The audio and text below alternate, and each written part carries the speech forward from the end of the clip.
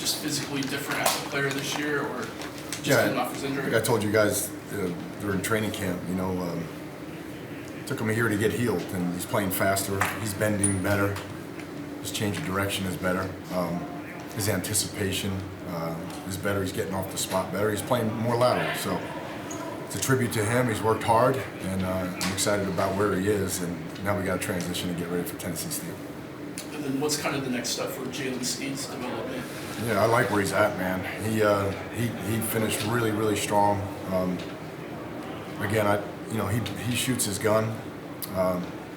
He's been studying, he's been preparing better, eliminating mistakes, becoming trustworthy, and we just got to keep getting his talent in the game. You're in a unique situation where you've come back from across, an ocean, and now you have to prepare for another game next week. What considerations go into that process? I don't know. I mean, we're in great physical shape. They took care of us out there. Our staff is awesome. Coach Freeman had a plan, and the transition's been good. It's been seamless. So again, guys just got to make sure they're hydrating and getting their rest. But I don't see any issue at all right now. Anybody else? Come on, you good? I guess expand on how special this game is to play against an HBCU. Yeah, I mean, it's great to be a part of the first of anything, and to have them here. And I know Coach George and Marcus are close. But at the same time, we got to keep our eyes on the challenge. Two talented quarterbacks, 3 running backs. Really big time wideout. Pre-snap tactics, they're really good. A lot of shifts, a lot of motions, scans. Again, that's where our focus is. When it's over, we'll be grateful for the opportunity. But right now, our mindset is get ready to play. And I know your mindset is on getting ready to play, but what do you know about maybe the HBCU community? What have you learned, rather, or what are you interested in looking into? No, I mean, again, for us, the time to answer all those questions is, post-game or in the off-season. Like, we're in it right now. Like, we just transitioned from a Navy defense, back to our defense, and the guys handled it really well. So we had a good day today, early downs. I know you want me to answer the question, but I have a great deal of respect for them, and the way you show respect to your opponent is you prepare, you get ready to go, and that's what we need to do, is make sure we get ready to go. Have you crossed paths with Coach George at all during your career? I have not, but I'm happy for him, and obviously he's found a calling, and that's a blessing for those kids. What did you, see from the 3 fifth-year linebackers in that matchup between J.D. Jack and Maris that stood out to you? And last week you're talking about? Yeah, I mean, they played fast. I thought they executed well. They played well on the perimeter. They were physical. They solved problems. Navy gave us an inordinate amount of looks, particularly early in the game, and they solved them. And I think that was beneficial. We made some plays off some shifts and motions or some unbalanced looks, and again, we're going to see all that and then some this week. Is there ever a mindset of not allowing what happened last year in Baltimore to take place in the second half this past week? Yeah, I mean, we knew, right? Like, you have to knock them out. Like, their kids are like our kids. They're tough, mentally, physically. They're competitors. We went into the locker room at halftime and talked about, we're going to have to knock them out. It's 0-0, and I think we had a really, really good attitude. We got after the ball. I thought we gave great effort. We were good in our situations. We won 3rd down, red zone, and backed up. And I thought we tackled much better than a year ago, which was a credit to our young people. Obviously, Notre Dame plays a very specific. I'm not Notre Dame. I'm sorry. Navy plays a very specific kind of offense that requires special preparation. Does transitioning back to a more traditional type offense in the next couple of weeks for your opponents, what's that transition like? Yeah, it's challenging, but Coach Free was smart. He gave us a lot of good-on-good periods over the last 2 weeks. So we're calling our defense, our regular defense, and then when we're against the offense, good-on-good, if you will. And then when we were by ourselves, we were doing the scout team. So, today is the transition day. So we got to go look at it and get better, get ready for 3rd down, tomorrow. But the guys have been great with the transition. So what do you think really clicked in week 1 as think you really get things rolling? I think we prepared, really, really hard. We challenged ourselves to, finish every rep in practice. And fall camp was, compared to last year, I think it was a pretty tough fall camp, and we showed that we can prepare for anyone who we're coming up against. So I think that was our biggest thing, is our preparation overall and the standard we set in the running back room as well. Jadarian, first touchdown, man. How did it feel walking into the end zone? And what's it been like being back, trying to replicate that this upcoming weekend? Oh, it felt great. It was a blessing. First off, I thank my linemen. When I saw that hole, I knew this is my opportunity to hit it, so I got to hit it as hard as I ever hit it. And that's what I did. And once I scored, I didn't know what to do exactly, but thank God I did. And once I did that, I think it took some stress off me, and it gave me a little more confidence. Like, okay, I did this on the national scale, and I can go out there and perform every time. So. And then having that every guy from the backfield touch the field in that game. What's the room like when all you guys have success in the same game? Yeah, Coach McCullough preached to us all summer. He was like, every one of us is going to touch the field. We're all going to have an opportunity to show our talents and our skill. And, maybe some people outside this room didn't believe that could happen. 5 running backs play in one game, but it's happening. It's going to continue to happen. And I think we want to continue to show what we have and just set the standard offensively. I'm not sure when you guys got back. Me personally, I got back this morning. What's the adjustment, coming back to this time zone and, kind of hitting the ground running again? My neck is still sore from that plane ride. I'm 16 hours total on the plane. That's the longest I've ever been on a plane. But it was a good experience with the team. Just being around those guys a lot, and we're used to it. And I'm really glad we got to do that. So. You mentioned getting more confidence just going out doing it in the game. What's kind of the next step for you at this point? Next step is just continue to take advantage of every opportunity I'm given, because as I once said, we do play 5 backs, and I'm only given so many opportunities on the field, and so I'm going to take advantage of every single one and make sure I do my job. And then once I do my job, celebrate with the ones who helped me do it. So. Anything else? And the offensive linemen, you talked about them, briefly, but expand on their production in that game and what they meant to the offense as a whole. Oh, definitely. We're O-line, D-line driven program, and I think we have the best O-line in the country, and we will continue to show that every week. So, Coach, what do you grade the level of satisfaction for the offense in your first game as OC? Well, I think anytime you come out and you're as efficient as we were. Certainly the efficiency of our drives, and then the operation and our no pre-snap penalties and low penalties except for one in space, and no turnovers, you start to look at that and say that you're very pleased with our start. Certainly not a finished product, and we have a long way to go, and our guys know that, but to come out of that first game and play in that way, you certainly have to be pleased for our players. How would you evaluate Sam Hartman's performance and how far he's progressed in your offense? Yeah, I think, we'd be a fool not to say that we were pretty pleased with how he performed. But I will say I thought he was very poised. The staff did. He handled a lot of movement looks and got us in and out of some good and bad plays.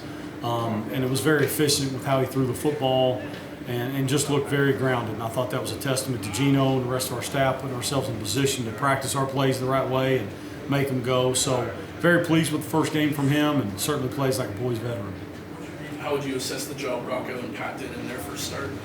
Same. I think they all 5 offensive linemen met the mark. I think Rocco did a great job, and Pat as well. Those guys playing in their first big game and meaningful reps in that long of a game. They certainly answered the bell, and that's going to be something we'll have to challenge all of them to each and every week. You said there's room for improvement. What did you see those type of spaces that you can improve in without giving away too much? Yeah, sure. More than anything, I think like the details of our work and just continuing to tighten up what we're doing in perimeter blocking, right? Up front and finishing blocks, our footwork, like it's all tiny things that add up to big moments. Now, a lot of those moments happen because of those things too. The beauty is I thought we played as an offense. I thought we played really hard. And we certainly want the people and the fans of Notre Dame and our guys, we want guys and people out there to see how hard we play. And I thought we did that. So that was something really to build on. With Jadarian, him scoring the touchdown, how big of a confidence boost can that give him moving forward? Yeah, I mean, it's really hard. I don't care how old you are. Like, how's the way you really build confidence? And it's to have success. Like, I don't care what it is. No different for me, right? It's when you have success, it breeds confidence, and then confidence kind of begets more of it, and expectations grow higher in a good environment. So I think for him to be able to come out of that after a year he's had, to get healthy, have success, and hit a run like that has to pull some mojo for him. And I think you'll just see him continue to grow and get better and better as this goes. What do you want to see from the receiver group now that some of those young guys have game reps? Yeah, we just, I hate to say we just want those guys, as every position, just to continue to expect more from themselves and grow. It was not a heavy conflict game, if you will, to line of scrimmage, so there's going to be weeks that we're going to get heavy conflict to line of scrimmage, and those are the ones where we're going to have our guys prepared, because those days are coming. And we're just putting ourselves in a position where we want our guys to compete every rep to win whatever it is in the block and pass phase. Coach, talk to us about TSU, kind of your plan offensively or somewhat offensively, and then what do you know about the HBCU Tennessee State experience, or what do you want to know about it? Yeah, I'll answer the second one first. My first job in college football was at UT Martin, which was in the OVC, which is the same league. So I know a lot about that league and very aware of that league and have a lot of appreciation for them. We played them while I was there all 3 years. So I do have a lot of respect and appreciation for them. And then, of course, our scheme, because we're just going to adjust to who they are, right? And what they've shown to us in the past years and what they have on tape this past year is a 4-down front and very efficient. They were very good statistically in their league last year. So we're anxious to be able to face another great opponent and a team that's been very good in that league and put ourselves in position to get a chance to run a new set of plays and see where we're at in a home crowd. Xavier, how would you assess how the defense just communicated last week? Yeah, I think we did a pretty good job. I mean, they came out in a formation, a couple things we had practiced all week. So, I mean, just all of us talking together, just communicating with each other, get down to the person we need to be to was pretty well. So just adjusting to what they did, I think we did really good. How would you grade, and what would be your comments on the tackling from the secondary? Grade, like A, B, C, that type of grade? Yeah. Obviously, give my guys an A. I think we all did pretty good. I mean, obviously we held those guys to 3 points, and we had like a stat of like 3rd down. They had like 4 for 14 or something. So I think we all did pretty good coming together, doing some good tackling with each other. So. What's the adjustment mentally and visually just coming out of the triple option week? Yeah, we're talking about coming into Tennessee State. Yeah, we practiced Navy for like 2 weeks, so obviously it's a little difficult to switch over practicing such a unique defense for 2 weeks. I mean, the mindset is kind of just we practice regular passing offense before us. I mean, just practicing every day, just coming to get better every day. So. Kind of a cliche question, but how do you stop yourself from overlooking a team like Tennessee State? They may not be the same caliber as the rest of the schedule as far as talent goes. I mean, yeah, you just always respect your opponent. I mean, everybody comes in wanting to win a game. Everybody wants to come play Notre Dame. So, I mean, just having that chip on our shoulder as well. I mean, they have a chip on their shoulder, but I feel like we need to have a chip on our shoulder as well, that they want to come into our stadium and mess up our season. Anything that you know about the HBCU experience or the HBCU atmosphere, what they bring, band, and all that good stuff? Yeah, when I was young, I visited HBCU. I was in a program called Project Manhood, so I visited Alabama A&M before. So I've seen videos, obviously, on Twitter and stuff like that. HBCU coach, I think it's real cool. So. What do you think clicked for you week 1? I think just having confidence in myself. I think that's the number one thing that clicked. Just knowing that I prepared for the moment and knowing that the entire team prepared and just knowing that when everybody's number is called, we have to be able to perform, and I think we did that. Talk about the chemistry with Sam Hartman on the field, 3 for 45 and a touchdown. What was it like? It was something we practice every single day. He has a great connection with every single player on the team, and I think that didn't leave us. And I'm just glad that he has the confidence in our group and in me to make those type of plays. A few weeks ago, you talked about the confidence you gained last year. What does Saturday do for you? I mean, it definitely helped. Just getting the first game jitters out, touching the ball, getting back into the college atmosphere. That was fun. But I know that that'll lead into better things throughout the season. We just got to keep coming in and preparing like we've been doing, and ultimately we'll see some good results. And then do you guys have to kind of have your head on a swivel, so to speak, just because Sam can get you low at any point? I think, yeah, definitely this year, there's no route that's dead. That's one thing we stress in every single meeting is everybody runs the route to win. You never know who's going to get the ball. It may be designed to go to one person, but, everybody has the possibility of getting the ball with Sam. How would you evaluate the performance the wide receiver room made as a unit in week 1? Can you say that one more time? How would you evaluate the performance and the progress the wide receiver unit's made as a whole? I think we did really well. I had, like I said before, I had extreme confidence in those guys. They've been making plays all camp, and I felt like they had a chance to display that last Saturday, and they did that. But the main thing we're focusing on right now is continuing to stay humble and hungry, and keep building those confidence and keep building the confidence with the coaching staff to lead into further weeks of the season. Let's do one more. What do you know about TSU and as far as game prep and then, kind of the HBCU side of things as well? I know it'll be a fun game. It's always fun to play HBCU. Most of my family went to HBCU, so I know what they're all about, and I know it's going to be. They're not going to be an easy team to roll over. They're going to come and fight with everything they have. It's the biggest game of their season. So I think we just need to treat them like we treat any other opponent. Really study the playbook, really study the coverages, and we'll be okay. Coach, did you get a chance to hear the block that punt chant going on out there in Ireland? Did I get a chance to what? Hear the block that punt chant? I did. I was expecting that coming out strong. So. What was that like? What was your thought process? Did you pay attention to that in your mind? When it was going on? And no, I just thought it was great energy. I mean, I thought the whole game day atmosphere was unreal, and it was exciting. And clearly they know what play they want called. So now we just got to execute. Outside of speed, what kind of allowed Chris to win that punt return job? Outside, Tyree? Yeah. I think he was just very consistent, and then he took pride all summer and in fall camp, doing extra, really trying to show that he wanted to be that guy. We were putting him in different situations where he had to perform, and more than anything, just showing that he could be consistent with it. And then can you speak to just the willingness of the starters to be on special teams? Yeah, I mean, of course, it starts at the top, really, with, I'd say, Coach Freeman, but then also with just our seniors. They have such a high standard that nobody's above anything. And so it's just awesome that they get out there and they want to be a part of it, and so it's not like you're pulling teeth in practice or in meetings. And what's really neat is they're coaching up young guys. A lot of been other places where maybe they're off distracted, or your receivers are catching balls while, more defensive players are on special teams. And here it's like, Coach, how can I get on it? And I get text messages at all hours of the night, whatever, like, Coach, I got to get on something. And so it just speaks to the level of Coach Freeman and the program, that how important it is, and that's why it's so great to be here. What do you want to correct and or implement going into week 2 against TSU?